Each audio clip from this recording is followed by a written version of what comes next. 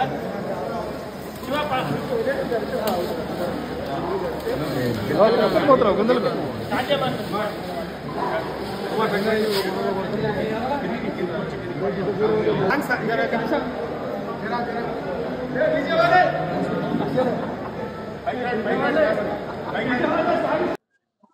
కల్వకుర్తి మాజీ శాసనసభ్యులు అదేవిధంగా Kalwakurthy BRS party assembly incharge మా జయపాల్ యాదవ్ గారి జన్మదినానికి మరి నియోజకవర్గ వ్యాప్తంగా ఈరోజు ఘనంగా జరుపుకోవడం జరిగింది. మరి కల్వకుర్తిలో మొదలు పెట్టుకొని కల్వకుర్తి, వెల్దండ, అమ్మన్గల్లు, అదేవిధంగా కర్తాల్, మాడుగులు, తలకొండపల్లి, అదేవిధంగా సొంత గ్రామం అయినటువంటి చల్లంపల్లిలో చాలా బ్రహ్మాండంగా ఈరోజు జన్మదిన వేడుకలు జరుపుకోవడం జరిగింది. మరి వాస్తవంగా చెప్పాలంటే ఏదైతే కల్వకుర్తి కాన్స్టిట్యూన్సీకి 3 సార్లు ఎమ్మెల్యే చేసినప్పటికీ కూడా ఈరోజు జనం మళ్ళీ జయపాల్ యాదవ్నే కావాలని చెప్పి చాలా మంది కోరుకోవడం జరుగుతుంది. మళ్ళీ కేసీఆర్ కావాలి, మళ్ళీ కల్వకుర్తి అభివృద్ధి చెందాలంటే మళ్ళీ జయపాల్ యాదవ్నే కావాలని చెప్పి ఈ జన్మదిన వేడుకల్లో చాలా మంది కూడా యువకులు, అదేవిధంగా ప్రజాప్రతినిధులు, అదేవిధంగా ప్రజలు కూడా కోరుకోవడం జరిగింది. మరి బహుశా రాబో కాలంలో ఖచ్చితంగా మళ్ళీ జయపాల్ యాదవ్ని కల్వకుర్తి కాన్స్టిట్యూన్సీ మీద గడ్డ మీద జెండా ఎగరవేస్తాము. అదేవిధంగా ఏదైతే బడుగు బలహీన వర్గాలకు పనిచేస్తున్నటువంటి వ్యక్తి, మరి ఇప్పుడు నిన్న మొన్న గెలిచినటువంటి ఎమ్మెల్యే ఉన్నారో మరి ఆ ఎమ్మెల్యేకు ప్రజల మీద అసలుకి విశ్వాసం లేదు, ప్రజలతోనే కల్వకుర్తి కాన్స్టిట్యూన్సీ మీద కూడా అవగాహన లేదు. మరి అవగాహన ఉన్నటువంటి వ్యక్తి జయపాల్ యాదవ్ కాబట్టి, 3 సార్లు గెలిచినటువంటి వ్యక్తి కాబట్టి, ఒక సర్పంచ్ స్థాయి నుంచి వచ్చినటువంటి వ్యక్తి కాబట్టి, ఒక జిల్లా పరిషత్ మెంబర్ గా వచ్చినటువంటి వ్యక్తి కాబట్టి, ఒక బీసీ కార్పొరేషన్ చైర్మన్ చేసినటువంటి వ్యక్తి కాబట్టి జయపాల్ యాదవ్ నే కరెక్ట్ సూట్ అవుతాడు కల్వకుర్తి కాన్స్టిట్యూన్సీకి. గతంలో వంశీచంద్ర రెడ్డి 5 సంవత్సరాలు గెలిచి పరిపాలించి ఆయన ఏం చేయలేదు, ఇప్పుడు ఈ ఎమ్మెల్యే నారాయణ రెడ్డి కూడా ఏం చేయలేదని చెప్పి చాలా మంది మేము వస్తుంటే చాలా మంది కోరుకోవడం జరిగింది, స్వాగతం పలకడం జరిగింది. మరి ఇలాంటి జన్మదినాలు ఎన్నో జరుపుకొని మా కల్వకుర్తి కాన్స్టిట్యూన్సీకి మళ్ళీ ఆదుకోవాల్సినటువంటి బాధ్యత కూడా అన్న జయపాల్ యాదవ్ గారికి ఉందని చెప్పి తెలియజేస్తూ, మరి ఈసారి ఖచ్చితంగా మా యువ నాయకులు అంటారు, ఈసారి కంకణం కట్టుకొని ఖచ్చితంగా మళ్ళీ జయపాల్ యాదవ్ని గెలిపించి మరి ఖచ్చితంగా ఈ నియోజకవర్గంలో మరి ఖచ్చితంగా మంత్రి పదవిని కూడా సాధించుకుంటామని చెప్పి మా యువ నాయకులు చాలా మంది కోరడం జరిగింది. మరి మేము సెకండ్ క్యాడర్ వ్యక్తులం, మేము సెకండ్ క్యాడర్ లీడర్లం కూడా కంకణం కట్టుకొని ఎలాంటి పదవుల మీద ఆశ లేకుండా ఆశ వదులుకొని మరి ఈసారి ఎమ్మెల్యేగా గెలిపించుకొని ఖచ్చితంగా మంత్రిగా రాబో కాలంలో 2028లో మంత్రిగా జయపాల్ యాదవ్ చూస్తామని చెప్పి మేము ఈ కార్యక్రమం ద్వారా టెల్ మీడియా ద్వారా మీకు సమాచారం ఇస్తున్నాం. ఆంధ్రప్రదేశ్ ఉన్నప్పుడే ఇక్కడ సర్పంచ్ గా, అదే విధంగా మండల పరిషత్ మెంబర్ గా, అదే విధంగా బీసీ కార్పొరేషన్ చైర్మన్ గా దాదాపు నాకు తెలిసిన కాడికి ఆయన ఎప్పుడైతే రాజకీయంలోకి వచ్చిండో అప్పటి నుండి ఆయన వెంటనే చేయడం జరుగుతుంది. కాబట్టి మాకు అన్ని ఆయన చేసినటువంటి ఇక్కడ ఉన్నటువంటి అభివృద్ధి కార్యక్రమాలు కావచ్చు, అదేవిధంగా ఇక్కడ ఉన్నటువంటి ప్రజలను కావచ్చు అందరినీ మమేకం చేసుకొని ఒక బలహీన వర్గాలలో పుట్టినప్పుడు కూడా అన్ని గ్రామాలలో అన్ని ప్రాంతాల్లో ఉన్నటువంటి అన్ని కులాల వారిని ఒక మమేకం చేసుకొని ఎంట తీసుకుపోవడం జరుగుతుంది. అదే విధంగా ఇక్కడ ఆ విధంగానే మంచి ప్రజల చొరవని 3 సార్లు ఇక్కడ ఎమ్మెల్యే గెలిపించడం జరిగింది. అయితే నాకు తెలిసిన కాడికి ఏంటంటే నందమూరి తారక రామారావు గారు ఉన్నప్పుడు మన జయపాల్ అన్నని ఈ మంచిగా చాలా మంచి వ్యక్తి అని, అప్పుడు దాదాపు ఆయనకు 35 నుంచి 40 సంవత్సరాలనే ఆయన సర్పంచ్ గెలవడం జరిగింది.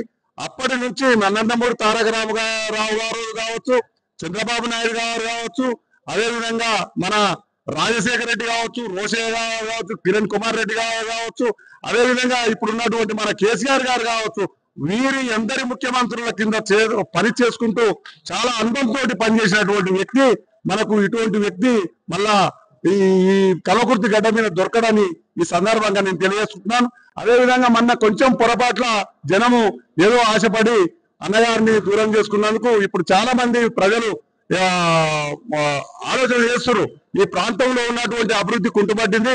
ఇప్పుడు ఉన్నటువంటి ప్రభుత్వం కానీ ఎమ్మెల్యే కానీ ఏ పనులు చేయడం జరగలేదు కాబట్టి మళ్ళా జయపాల్ యాదవ్ రావాలి, మళ్ళా కేసీఆర్ ముఖ్యమంత్రి కావాలనే భావనతోటి ఇక్కడ ఉన్నటువంటి ప్రజలు మన బలహీన వర్గాలు కానీ అన్ని కులాల వారు వారిని ఆశిస్తున్నారు.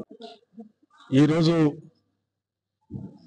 నా జన్మదిన సందర్భంగా కన్న తల్లి లాంటి కల్వకుర్తి ప్రజానికం, కల్వకుర్తి మండలం, బెల్దండ మండలం, చారగొండ మండలం, ఒంగూరు మండలం, ఆమనగల్ మండలం, ఆమనగల్ మున్సిపాలిటీ, కల్వకుర్తి మున్సిపాలిటీ, మాడుగుల మండలం, అదేవిధంగా తలకొండపల్లి మండలం, అదేవిధంగా ఊరుకొండ, అదే మిర్జీల్ మండలాలు ప్రజలందరూ కూడా కార్యకర్తలు, నాయకులు ఆశీర్వదించి దీవించి నా జన్మదినాన్ని చాలా సంతోషంగా పెద్ద ఎత్తున నిర్వహించడం జరిగింది. నేను వారందరూ కూడా మనస్ఫూర్తిగా అభినందనలు, శుభాభినందనలు తెలియజేస్తా ఉన్నాను. చెల్లంపల్లి గ్రామము నాకు రాజకీయ జన్మ ఇచ్చింది. నేను పుట్టినటువంటి గ్రామం ఇదే. నా తల్లిదండ్రులు కానీ, మా బంధుమిత్రులు కానీ, మా స్నేహితులు కానీ అందరూ కూడా నన్ను ఆశీర్వదించి సర్పంచ్గా 2 సార్లు గెలిపించడం జరిగింది. అక్కడి నుంచి నా రాజకీయ జీవితం ప్రారంభమైంది. స్వర్గీయ ఎన్టీ రామారావు గారు ఉన్నప్పుడు నన్ను మహబూబ్నగర్ జిల్లాకు యువత ప్రెసిడెంట్గా నియమించడం జరిగింది. తర్వాత చంద్రబాబు నాయుడు నాయకత్వంలో నేను మహబూబ్నగర్ జిల్లాకు అధ్యక్షుడిగా పనిచేయడం జరిగింది. దాంతోపాటు బీసీ ఫైనాన్స్ కార్పొరేషన్ చైర్మన్గా ఎంపిక చేసినందువల్ల ఉమ్మడి ఆంధ్రప్రదేశ్ రాష్ట్రంలో నేను 500 కోట్ల రూపాయలతోటి కుల వృత్తులకు, చేతి వృత్తులకు ఆదరణ పథకాన్ని ప్రవేశపెట్టి అందరు కూడా అందించడం జరిగింది. తలకొండపల్లి మండలము నా సొంత మండలం. అప్పుడు జిల్లా పరిషత్ మెంబర్గా తలకొండపల్లి మండల ప్రజలు నన్ను ఆశీర్వదించి జిల్లా పరిషత్కు పంపించడం జరిగింది. అదేవిధంగా కల్వకుర్తిలో అంతర్భాగమైనటువంటి చారగొండ, ఒంగూరు ఈ 2 మండలాల ప్రజలు రెండవసారి నన్ను జిల్లా పరిషత్ చైర్మన్గా ఎంపిక చేసుకోవడానికి వాళ్ళు కూడా ఆశీర్వదించి దీవించి ఓట్లేసి జిల్లా పరిషత్కు పంపించడం జరిగింది. తర్వాత 99 సంవత్సరంలో నేను మొదటిసారి ఎమ్మెల్యేగా కల్వకుర్తి ప్రజలందరూ కూడా మరి వారు ఆశీర్వదించి ఓట్లేసి నన్ను అసెంబ్లీకి పంపించడం జరిగింది.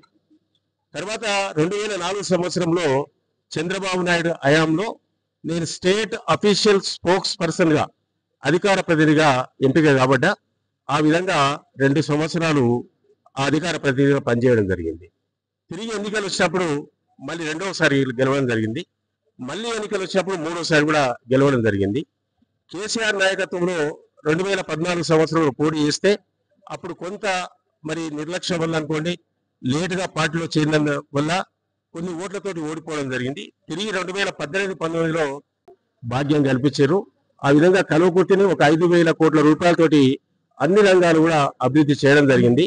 కేసీఆర్ నాయకత్వంలో మహాత్మా గాంధీ ఎత్తిపోతల పథకాన్ని సాధించి అక్కడ ఎల్లూరు నుంచి మరి సింగోటం నుంచి జొన్నలబాడ నుంచి గుడిపల్లిగట్టు నుంచి 165 కిలోమీటర్ల కాలువ జంగారెడ్డిపల్లి వరకు 565 కోట్ల రూపాయలతోటి కాలువ తీసుకొచ్చి, జంగారెడ్డిపల్లి నుంచి మాడుగుల వరకు 182 కోట్ల రూపాయల కాలువ తీసుకొచ్చి సుమారు 1,00,000 ఎకరాలకు ఆ ప్రాంతానికి అక్కడ ఉన్నటువంటి ఒంగూరు కావచ్చు, చారగొండ కావచ్చు, వెల్దండ, ఆమనగల్లు, దాంతోపాటు మాడుగుల మండలాలకు 1,00,000 ఎకరాలకు సాగునీరు అందివ్వడం జరుగుతుందనే విషయాన్ని ఈ సందర్భంగా నేను తెలియజేస్తా ఉన్నాను.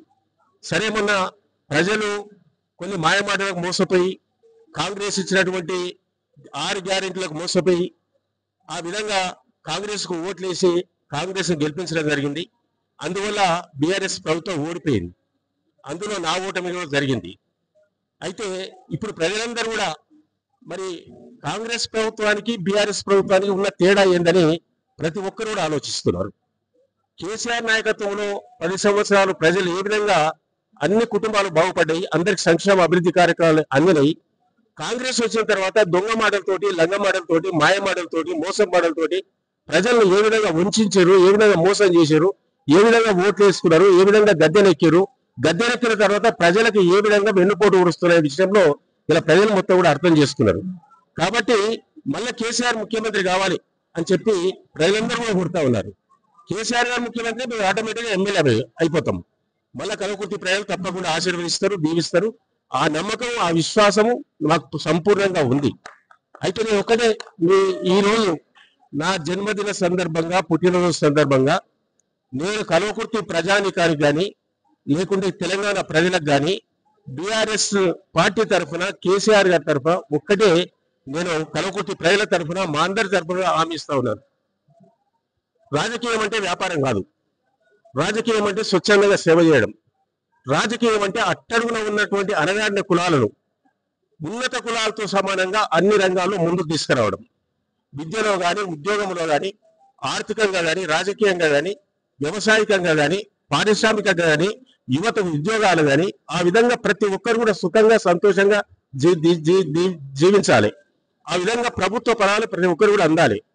అందించడంలో నేను మొదటి స్థానంలో ఉంటానని కూడా ఈ సందర్భంగా తెలియజేస్తా ఉన్నాను. నేను చిన్నప్పటి నుంచి ఒక సర్పంచ్గా పనిచేసిన, ఇప్పటి వరకు రాజకీయాల్లో ఉన్నాము. ఇక ముందు కూడా నా జీవితం ఉన్నంత వరకు, నా శరీరంలో రక్తపు బొట్టు ఉన్నంత వరకు, బొందిలో ప్రాణం ఉన్నంత వరకు కల్వకుర్తి ప్రజలకు సేవ చేస్తా, తెలంగాణ ప్రజలకు సేవ చేస్తా. అందరినీ కూడా అన్ని రంగాల్లో ముందుకు తీసుకురావడానికి ఆ విధంగా నిర్విరామంగా ఎక్కడ కూడా రాజీ పడకుండా ఆ విధంగా ప్రభుత్వ ఫలాలు అందరికి అందించే విధంగా ఈ రోజు ప్రామిస్ చేస్తా ఉన్నాను.